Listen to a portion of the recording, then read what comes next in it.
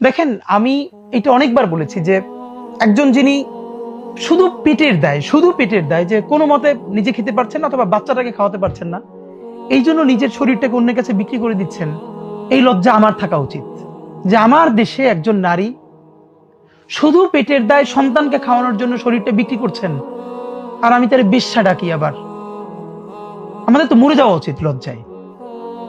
যে অন্য কোনো কারণে পতিতাবৃত্তি করে তার তো পক্ষ নেওয়ার কোনো কারণ নাই, কিন্তু এমন অনেক মানুষ আছে, আপনি রাতে বের হয়ে দেখেন বাচ্চার মুখে খাবার দিতে পারেন না।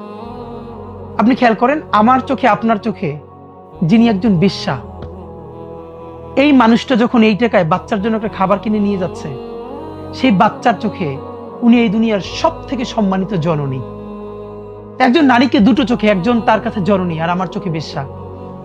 একটা বিশ্বাস করেন, ন্যূনতম বৈষম্যহীন ইনসাফের সমাজ যতদিনই আমরা সবাই মিলে তৈরি করতে না পারবো, ততদিন আমরা হয়তো কাউরে বেশ্যা আরো অনেক কিছু বলে গালি দিতে পারবো, আমরা একটা ভালো সমাজ পাবো না। এই দায়টা আমাদের সমাজের। আমরা এখনো বিয়ের খাবারে গিয়ে অর্ধেক খাবার নষ্ট না করলে আমরা জাতে উঠতে পারি না। আমরা এখনো যেই পরিমাণ কমিউনিটি সেন্টারে একটা বিয়ের প্রোগ্রামে খাবার নষ্ট হয়, এদেশে এখনো ডাস্টবিন থেকে খাবার তুলে খেয়ে, আপনারা রাত্রিরে দেখবেন, কালকে মগবাজারে দেখেছি রাত্রিরে বাচ্চারা খাবার তুলে খাচ্ছে। এই বাচ্চাটা আপনি হইতে পারতাম, আমি হইতে পারতাম, আল্লাহ আমাদেরকে এখানে পাঠান নাই।